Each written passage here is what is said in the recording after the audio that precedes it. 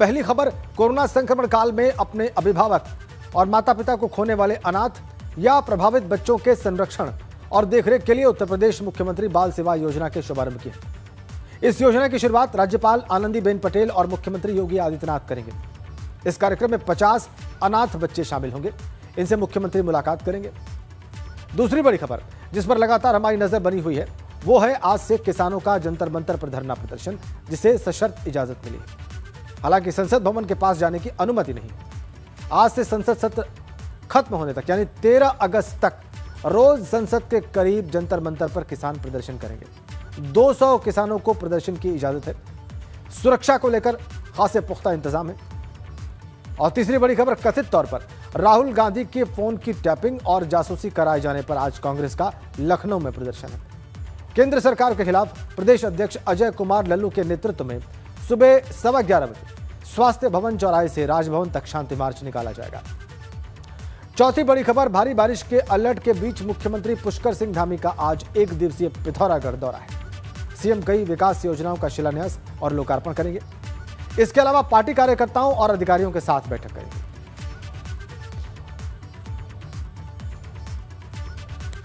तो सबसे पहले मुख्यमंत्री बाल सेवा योजना की बात करते हैं, जिसमें आज इसका प्रारंभ होगा। राज्यपाल आनंदीबेन पटेल और मुख्यमंत्री योगी आज इसकी शुरुआत करेंगे। कोरोना काल में अनाथ हुए बच्चों के लिए यह योजना शुरू होगी। इस योजना के तहत बच्चों की देखभाल की जाएगी। बच्चों की जिम्मेदारी संभाल रहे अभिभावकों के खाते में मासिक धनराशि मासिक तौर पर भेजी जाएगी। आज से इसका शुभारंभ हो रहा है। 50 बच्चे इस कार्यक्रम से जुड़ेंगे। अनाथ बच्चे जिनके माता या पिता या दोनों कोरोना संक्रमण के दौरान इनसे जुदा हो गए, जिन्हें जो काल के गाल में समा गए, बीमारी का शिकार बने, वैसे 50 बच्चे आज इस कार्यक्रम से जुड़ेंगे। और आज से योजना शुरू हो रही है, तो अभिभावक जो हैं इनके, उनको मासिक रूप से सहायता राशि दी जाएगी सरकार की ओर से। इसकी शुरुआत गवर्नर आनंदीबेन पटेल और मुख्यमंत्री योगी आदित्यनाथ करेंगे। तो ये कल्याणकारी योजना, एक कल्याणकारी राज्य की कल्याणकारी योजना। हम आपको ये भी बता रहे हैं कि क्या है योजना। 18 साल तक के बच्चों को देखभाल करने वाले लाभ ले सकेंगे। मुख्यमंत्री बाल सेवा योजना का लाभ लेने के लिए उन्हें आवेदन करना होगा। अनाथ हुए बच्चों के लिए सरकार ने यह योजना शुरू की है।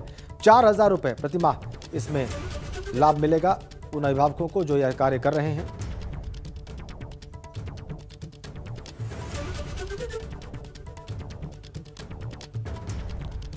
और आइए आपको दिखाते हैं कि मुख्यमंत्री योगी आदित्यनाथ ने ट्वीट करके इस योजना के बारे में क्या कहा है। ये देखिए, 11 से 18 वर्ष तक की आयु के बच्चे जिनके माता या पिता अथवा दोनों संक्रमण के दौरान कोरोना की मौत हो गई, उन्हें निःशुल्क शिक्षा अटल आवासीय विद्यालयों और कस्तूरबा गांधी आवासीय विद्यालयों में उत्तर प्रदेश मुख्यमंत्री बाल सेवा योजना के तहत प्रदान की जाएगी।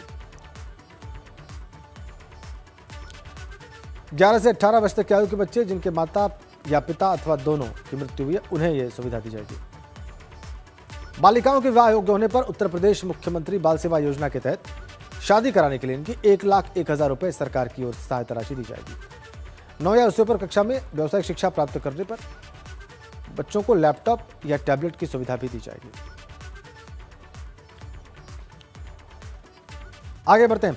कृषि कानूनों के खिलाफ पिछले 8 महीनों से आंदोलन कर रहे किसानों को दिल्ली सरकार ने जंतर मंतर पर धरना प्रदर्शन की सशर्त इजाजत दी है। हालांकि किसानों को संसद भवन के पास जाने की अनुमति नहीं है। आज से संसद सत्र खत्म होने यानी 13 अगस्त तक रोज संसद के करीब जंतर मंतर पर किसान प्रदर्शन करेंगे। आज से 9 अगस्त तक सुबह 11 बजे से शाम 5 बजे तक संयुक्त किसान मोर्चा के 200 प्रदर्शनकारी किसानों को प्रदर्शन की अनुमति दी गई। बीकेयू के नेता राकेश टिकैत ने कहा है कि 200 लोग 4 से 5 बसों में सिंघू बॉर्डर से जंतर मंतर जाए। वहां अलग अलग प्रदर्शन स्थल से सिंघू बॉर्डर पर इकट्ठे होंगे और जंतर मंतर की ओर बढ़ेंगे। राकेश टिकैत ने संसद सत्र खत्म होने तक प्रदर्शन की बात कही।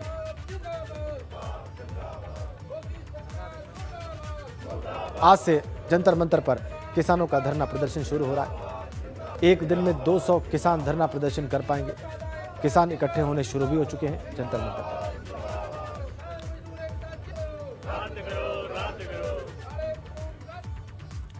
तो आज जंतर मंतर पर किसानों का प्रदर्शन है। हालांकि संसद भवन के पास किसानों को जाने की अनुमति नहीं है। लगातार हम आपको इसी से जुड़ी अपडेट दे रहे हैं। अलग बॉर्डर से लगातार किसान जंतर मंतर कूच कर रहे हैं। किसानों के प्रदर्शन को लेकर सुरक्षा के पुख्ता इंतजाम है। एक और संसद का मानसून सत्र चल रहा है, जिस वजह से दिल्ली पुलिस के सामने चुनौती और बड़ी है। और एक तस्वीर 26 जनवरी को हुई हिंसा की भी है। इस बार ऐसी कोई घटना न हो, इसके लिए दिल्ली पुलिस मुस्तैद दिखाई दे रही है। 3 तस्वीरें जंतर मंतर पर किसानों का धरना है। देखिए किसान कैसे रवाना हो रहे हैं बसों के जरिए। सुरक्षा के पुख्ता इंतजाम जंतर मंतर पर। और एक तस्वीर हमने 26 जनवरी के बवाल की भी रखी हुई है, जब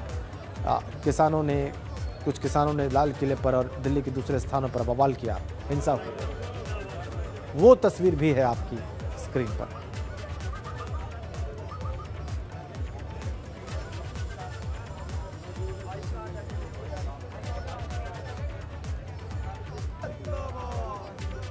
ये बवाल लाल किले पर जो हुआ उसकी तस्वीरें भी आप देख रहे हैं 26 जनवरी को। तो इस बार ऐसा कुछ न हो, इसके लिए दिल्ली पुलिस मुस्तैद दिखाई देती है।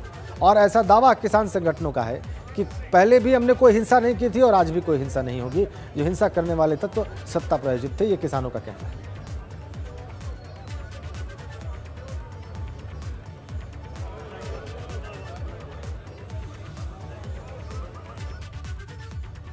और भारतीय किसान यूनियन के राष्ट्रीय प्रवक्ता राकेश टिकैत सिंघू बॉर्डर पहुंचे।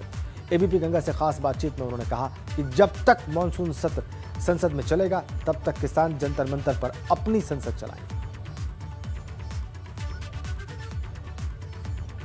इस वक्त हमारे साथ राकेश टिकैत जी हैं, जो सिंधु बॉर्डर पहुंच गए हैं। राकेश जी, आज की क्या रणनीति है और कितने किसान जाएंगे जंतर मंतर पर? हम 200 लोग जाएंगे जंतर मंतर पे।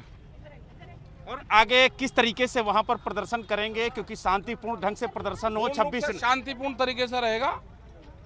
बस से जाएंगे, अपनी आइडेंटिटी दिखा कर जाएंगे, उससे जाएंगे पूर्ण रूप से। लेकिन आज तो पुलिस ने काफी ज्यादा तैयारी कर रखी है और 26 जनवरी को जिस तरीके से, भाई पुलिस को तो तैयारी करनी चाहिए। अब बिना तैयारी के पुलिस गई।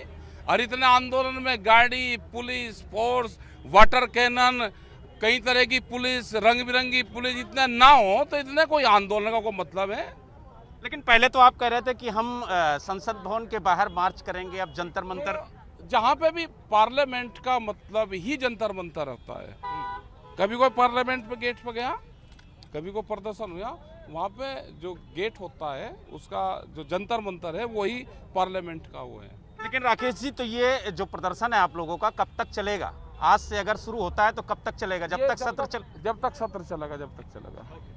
तो प्रतिदिन 200 लोग जाएंगे कि अलग? 200 लोग जाएंगे। तो आपने देखा कि जो हमारे साथ किसान नेता राकेश टिकैत हैं वो मौजूद थे और वो सिंधु बॉर्डर पहुंच गए हैं। और कुछ ही देर में यहाँ से जो किसानों का जत्था है जंतर मंतर के लिए, वो रवाना होगा। और प्रतिदिन 200 किसान जंतर मंतर पर अपनी संसद चलाएंगे।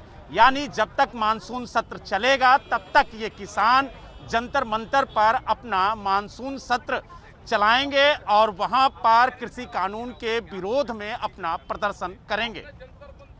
दिल्ली से वीडियो जर्नलिस्ट राजकुमार के साथ बलराम पांडे, एबीपी गंगा। चलिए आगे बढ़ते हैं। बड़ी खबर लखनऊ से है। यूपी के पूर्व मुख्यमंत्री कल्याण सिंह की हालत नाजुक है।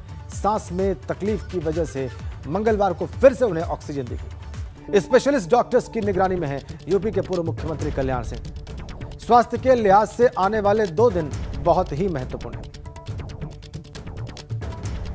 कल का दिन किसी तरह से निकला। डॉक्टर्स ने उनके परिवार के लोगों को भी बुला लिया था। हालत नाजुक उनकी, ऑक्सीजन सपोर्ट पर हैं। सांस में तकलीफ की वजह से फिर से आने वाले 2 दिन डॉक्टर्स बहुत अहम बता रहे हैं। लगातार निगरानी है, अलग अलग जो डिपार्टमेंट के स्पेशलिस्ट डॉक्टर्स हैं उनकी। कल ही रक्षा मंत्री राजनाथ सिंह ने जाकर उनका हालचाल जाना था एसजीपीजीआई में, जहां पर वो भर्ती हैं। आप तस्वीर भी उसकी देख रहे हैं।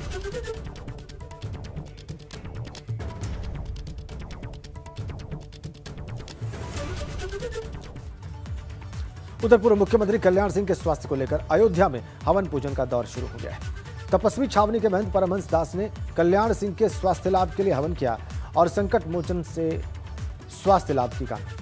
इस दौरान जगतगुरु परमहंस ने कल्याण सिंह को राम मंदिर निर्माण का मार्ग प्रशस्त करने वाला बताते हुए लोगों से भी उनके स्वास्थ्य लाभ के लिए पूजा अनुष्ठान करने की अपील की।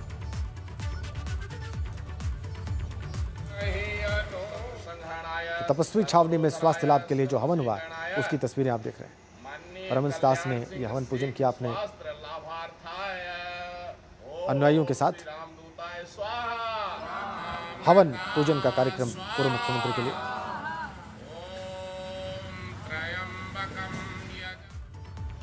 चलिए आगे बढ़ते हैं। यहां पर एक तरफ केंद्र सरकार कोरोना काल में ऑक्सीजन की किल्लत को लेकर दिए बयान से घिरी नजर आ रही है, और वहीं दूसरी ओर यूपी सरकार के नगर विकास राज्य मंत्री ने कोरोना के खत्म होने तक अन्न जल ग्रहण न करने का संकल्प लिया है। एटा पहुंचे नगर विकास राज्य मंत्री महेश गुप्ता ने कहा कि जब तक वैश्विक महामारी कोरोना पूरी तरह से खत्म नहीं हो जाता, वो ना तो अन्न खाएंगे और ना ही पानी पिएंगे। इतना ही नहीं, उन्होंने इससे पहले भी 5 साल तक अन्न जल ग्रहण न करने का दावा किया। हालांकि जब उनसे केंद्र सरकार के ऑक्सीजन को लेकर दिए बयान के बारे में पूछा गया तो वो अपनी प्रतिज्ञा को दोहराते हुए सवाल का जवाब देने से बचते नजर आए। अनिल गुप्ता जी एडवोकेट हैं। अलीगंज हमारे भारतीय जनता पार्टी नेता भाई दिनेश गुप्ता जी के आवास पर हम आए और इनके छोटे भाई हैं, चेयरमैन हैं, और जब ये अपने परिवार के व्यक्ति हैं, जो भी आप समस्याएं बता रहे हैं, तो सौगात क्या, जो हमारे चेयरमैन साहब हैं, जो भी बात ये बताएंगे और भी जो कार्य होंगे तो उस कार्य की प्रगति की जाएगी और वो कार्य करवाया जाएगा। अलीगंज एक बड़ी खबर लखनऊ से है। आज लखनऊ में कांग्रेस कार्यकर्ताओं का प्रदर्शन है। कथित फोन टैपिंग और जासूसी के मुद्दे पर यह कार्यकर्ता प्रदर्शन करेंगे। राहुल गांधी के फोन टैपिंग और जासूसी के आरोप पर भी यह प्रदर्शन होगा। केंद्र सरकार के खिलाफ प्रदेश अध्यक्ष अजय लल्लू के नेतृत्व में कांग्रेस कार्यकर्ता यह प्रदर्शन करेंगे। सुबह 11:15 बजे स्वास्थ्य भवन चौराहे से राजभवन तक इनका शांति मार्च का कार्यक्रम है। इसके लिए प्रशासन ने तैयारी भी की हुई है। बहुत संभव रास्ते में रोका जाए, ज्ञापन ले लिया जाए और मार्च को समाप्त करवाया जाए प्रशासन की ओर से। सुबह 11:15 बजे से स्वास्थ्य भवन से राजभवन तक मार्च करने की योजना कांग्रेस प्रदेश अध्यक्ष अजय लल्लू के नेतृत्व में कांग्रेस कार्यकर्ताओं के द्वारा जासूसी, कथित जासूसी कांड के विरोध में और राहुल गांधी की जासूसी करवाए जाने के विरोध में कथित तौर पर।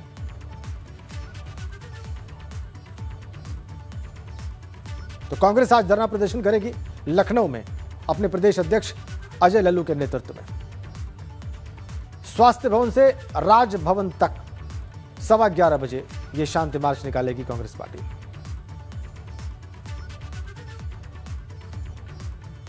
केंद्र सरकार की कथित जासूसी कराए जाने के विरोध में प्रदर्शन होगा। अगली बड़ी खबर कानपुर से है। यूपी की सियासत में जमकर ब्राह्मण कांड चल रहा है। बीएसपी सुप्रीमो मायावती के बाद बीजेपी विधायिका का दांव सामने आ रहा है। विधायिका ने भगवान परशुराम मंदिर के लिए दान की 5 करोड़ की जमीन दी। मंदिर निर्माण के दौरान 20 फुट ऊंची भगवान परशुराम की मूर्ति भी स्थापित की जाएगी। कानपुर देहात की अकबरपुर रनिया विधायिका प्रतिभा शुक्ला और उनके पति ने यह घोषणा की।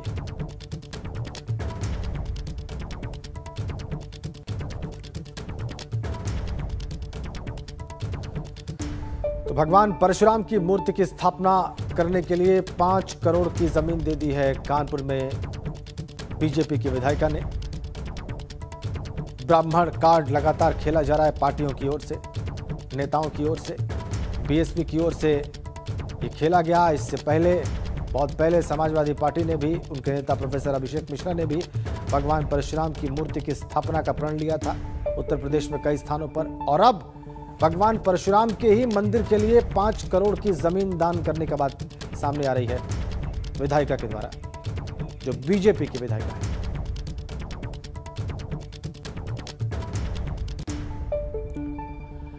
अगली खबर आगरा से है। पुलिस ने 1 लाख के इनामी का एनकाउंटर किया है मुठभेड़ के बाद। जी हां, पुलिस ने इनामी को साथी के साथ गिरफ्तार किया था। अस्पताल में इलाज के दौरान 1 लाख के इनामी की मौत की खबर है। डॉक्टर उमाकांत गुप्ता के अपहरण में ये दोनों फरार चल रहे थे। मुठभेड़ के बाद पुलिस ने इनामी को उसके साथी समेत गिरफ्तार किया था। अस्पताल में इलाज के दौरान 1 लाख के इनामी की मौत की खबर है।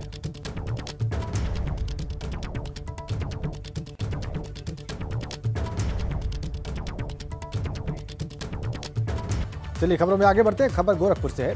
गोरखपुर लखनऊ हाईवे के बाघागाड़ा सहजनवा के बीच तेंदुआ टोल प्लाजा पर मंगलवार की रात 12:32 पर जोरदार बिजली गिरी। हालांकि लाइटनिंग अरेस्टर त्वरित निरोधक लगा होने की वजह से टोल प्लाजा पर मौजूद लोगों की जान बच गई।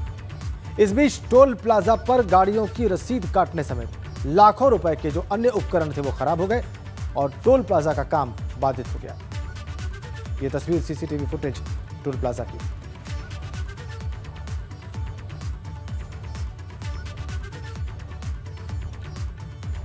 इधर सीतापुर में लगातार हो रही बारिश और बैराज से छोड़े गए 3 लाख क्यूसेक पानी की वजह से बांध ओवरफ्लो हो रहे हैं। इससे किनारे पर बसे सैकड़ों गांवों के लोगों में दहशत का माहौल। नदियों के बढ़ते जलस्तर के बीच करीब 10,000 लोग फंसे हुए, जो नाव न होने की वजह से दूसरी जगह पर भी नहीं पहुंच पा रहे।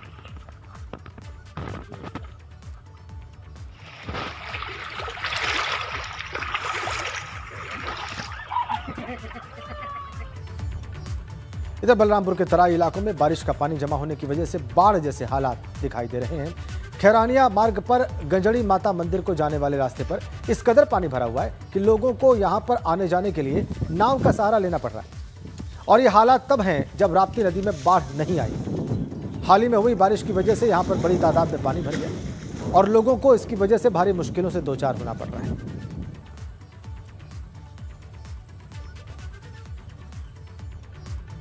इधर रायबरेली में आकाशीय बिजली की चपेट में आने से 2 मासूमों सहित 3 लोगों की मौत हो गई। मामला सलोन थाना इलाके के रसूलपुर गांव का है। यहां खेत में धान की रोपाई के वक्त बच्चे और महिलाएं मौजूद थीं और इसी दौरान बिजली गिरने से 2 बच्चे और 1 महिला उसकी चपेट में आ गए।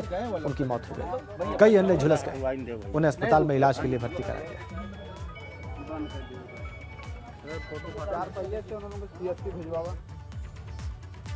चलिए आगे बढ़ते हैं। ग्रेटर नोएडा में जेवर इंटरनेशनल एयरपोर्ट बनाने के लिए जिन 6 गांवों को दूसरी जगह सेक्टर बनाकर विस्थापित किया जा रहा है, वहां हल्की सी बरसात ने यमुना प्राधिकरण की पोल खोलकर रख दी। शिफ्ट किए जा रहे ग्रामीणों के घरों में बनने से पहले ही हल्की सी बरसात से दरार आ गई। कई जगह दीवारें गिर गईं और सड़कें टूट गईं। जगह जगह पानी भर गया। किसान ग्रामीण इस तपती गर्मी और बरसात में खुले आसमान के नीचे रात बिताने को मजबूर है। न बिजली है, न पानी है और न ही शौचालय की व्यवस्था है। ये नगर में एशिया का सबसे बड़ा एयरपोर्ट बनने वाला है और जो विस्थापित वहाँ से जो ग्रामीण हैं, जो उन गांव के लोगों को विस्थापित किया जाएगा, उनके लिए कॉलोनी बनाई गई है। उस कॉलोनी की जो स्थिति है आप देख सकते हैं। हल्की सी बरसात हुई थी, उसी बरसात ने दीवारों में दरार आ गई है। साफ देखा जा सकता है कि दीवारें पूरी तरीके से फट गई हैं, यानी कि जो हल्की सी बरसात थी उस बरसात को भी नहीं झेल पाई।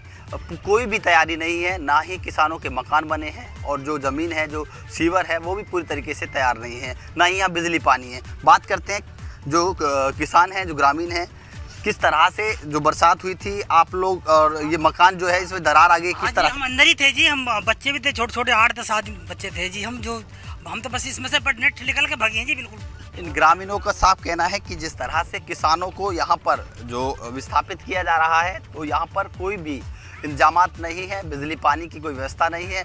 किसान जो है खुले आसमान के नीचे जो बरसात है उसके नीचे रहने को मजबूर हैं। किटुणा से रविंदर जैन, एबीपी गंगा।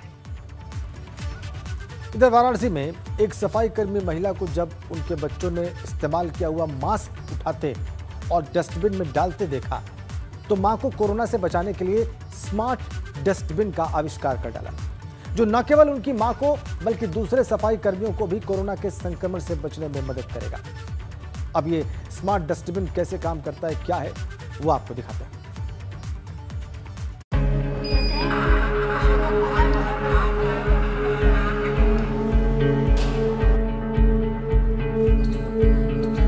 ये है कोविड-19 किलिंग मास्क डस्टबिन।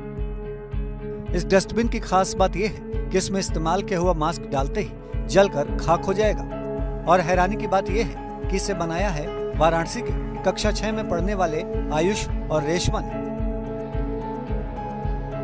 इन बच्चों के मुताबिक इस डस्टबिन को बनाने में करीब 3500 रुपए की लागत आई है और इसे तैयार करने में 6 दिन का समय लगा है।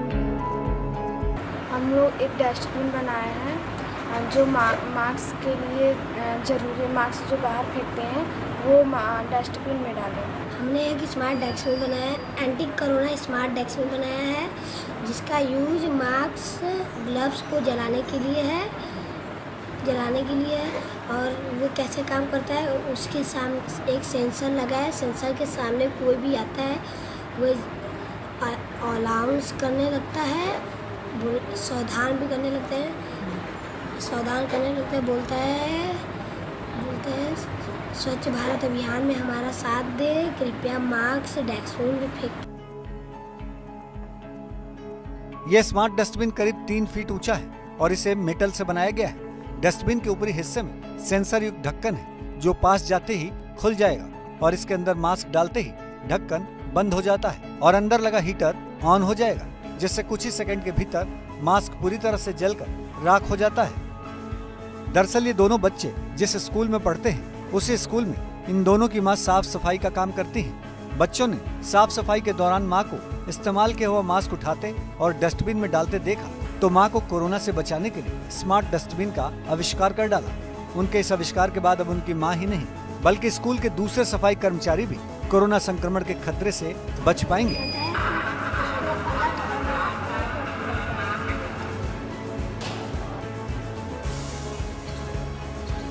एबीपी गंगा के लिए वाराणसी से नीतीश कुमार पांडे की रिपोर्ट।